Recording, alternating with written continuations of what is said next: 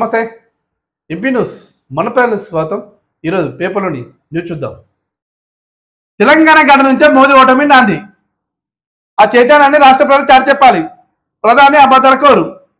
నిన్న లోక్సభ ఎన్నికల్లో ప్రచారంలో భాగంగా తాండూరు కామారెడ్డి సభల్లో లోక్సభ ఎన్నికల క్యాంపెయినింగ్ సభల్లో ప్రియాంక గాంధీ వచ్చి మాట్లాడిన మాటలు మనం చూడొచ్చు. మత శిక్షకు మోడీ యత్నం, మునుపెన్నో లేని విధంగా విద్వేష కుట్రలు రేవంత్ రెడ్డి అంటాడు. నిన్న ప్రియాంకతో కలిసి లోక్సభ ఎన్నికల క్యాంపెయినింగ్ లో ఇద్దరు కలిసి కామారెడ్డి తాండూరులో ప్రచారం చేసిండ్రు. దాంట్లో సీఎం రేవంత్ రెడ్డి చెప్పిన మాటలు మనం చూడొచ్చు. షర్మిలను ఆశీర్వదించండి, ఎంపీగా గెలిపించండి, ఆంధ్రాలో మా బిడ్డను గెలిపించండి అని చెప్పేసి షర్మిలమ్మ తల్లి చెప్పిన వార్తలు మనం చూడొచ్చు. కాంగ్రెస్ కు మజ్లిస్ మద్దతు, కాంగ్రెస్ ఓటేయాలని ఓవైసీ సంకేతం. లోక్సభ ఎన్నికలలో మజ్లిస్ పార్టీ ఒక హైదరాబాద్ స్థానం తప్ప, మొత్తం 17 స్థానాలు ఉన్నాయి తెలంగాణలో, ఒక హైదరాబాద్ స్థానం తప్ప మిగతా స్థానాల్లో ఎక్కడున్న మజ్లిస్ ముస్లింలు అందరూ గంపగుత్తగా కాంగ్రెస్ కు ఓటేయాలని చెప్పిన వార్త మనం చూడొచ్చు. దీన్ని బట్టి ఏమైంది, కాంగ్రెస్ మజ్లిస్ ఇద్దరు ఒకటేనా అని జనానికి అర్థమైపోయింది.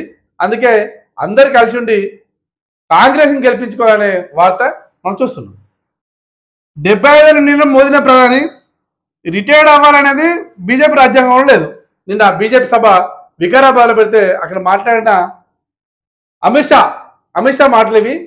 అమిత్ షా ఏమంటుండో 75 నిన్న మోదీనే ప్రధాని, 70 90 దాకా ఆయన ఉంటుంది. ఎప్పుడైనా కూడా ఏ దేశంలో అయినా కూడా మార్పు అనేది జరగకపోతే వాళ్ళు ఇష్టం వచ్చినా చేసే అవకాశాలు ఉంటాయి. కాబట్టి 10 సంవత్సరాలు మోడీ చేసిండు, అంతకుముందు ముఖ్యమంత్రి గుజరాత్లో చేసిండు. ఇవన్నీ చూసుకుంటే దాదాపు 25 కాలాలు ఆయన పదవి మీద ఉన్నాడు. కేసీఆర్ దేశద్రోహి, ఇంటెలిజెంట్ డేటాను ధ్వంసం చేయించారు, ఆయన్ను కాంగ్రెస్ సర్కారు అరెస్ట్ చేయలేదు. మరి కాంగ్రెస్ సర్కార్ చేయలేదు, మరి కేంద్రంలో మీరే ఉన్నారు కదా బీజేపీ, మీరైనా అరెస్ట్ చేయొచ్చు కదా. నేను సైతం ప్రధాన దశలో కేంద్రంలో ప్రాంతీయ పార్టీల కూటమి అధికారం, ఆ పార్టీతో సంప్రదింపులు జరుపుతున్న మాజీ సీఎం కేసీఆర్ అంటాను ముచ్చట్లు. ఇదేమన్నా నోరుతుంటున్నవే ముచ్చటేనా? కేసీఆర్ ప్రధానమంత్రి దేశంలో ఉన్నారట. చూసుకుని కదిట్టున్నారు.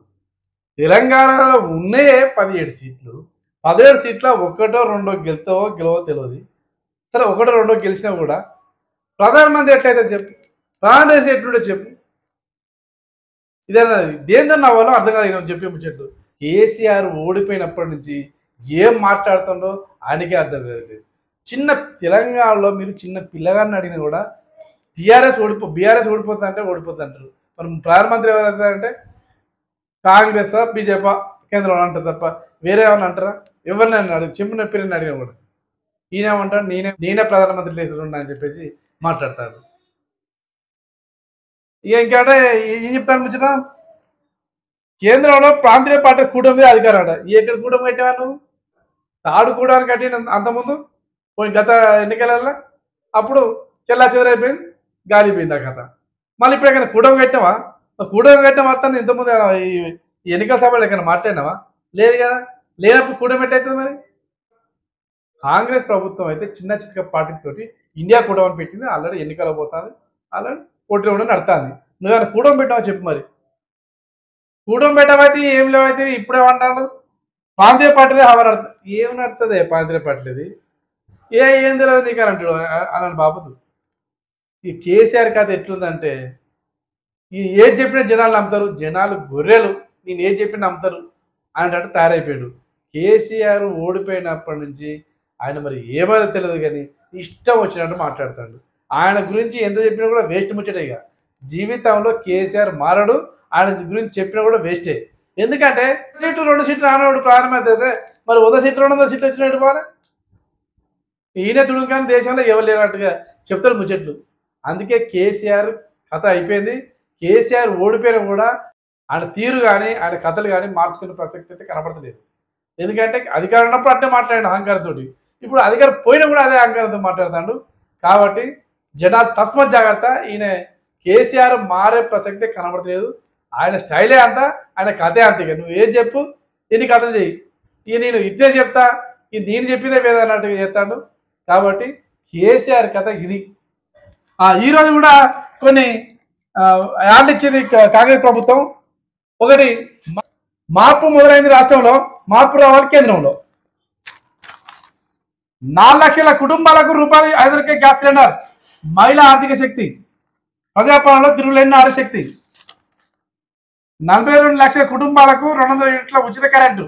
ఇంటింటా నూతన వెలుగులు, ప్రతి ఇంట ప్రగతి కాంతులు. 92 లక్షల కుటుంబాలకు 10 లక్షల ఉచిత వైద్యంతో నాణ్యమైన వైద్య దిశగా తొలి అడుగు. ఆరోగ్య తెలంగాణ వైపు మరో అడుగు. 39.73 కోట్ల ఉచిత బస్సు ప్రయాణాలతో మహిళల కళలకు రెక్కలు. చేరవుతున్న లక్ష్యాలు. 4.5 లక్షల ఇండ్ల నిర్మాణం. పేదల సొంతింటి కరెంట్ సాకారం.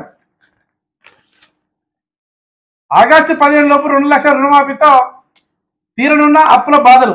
రైతన్న ఇంట ఇక ఆనంద కాంతులు.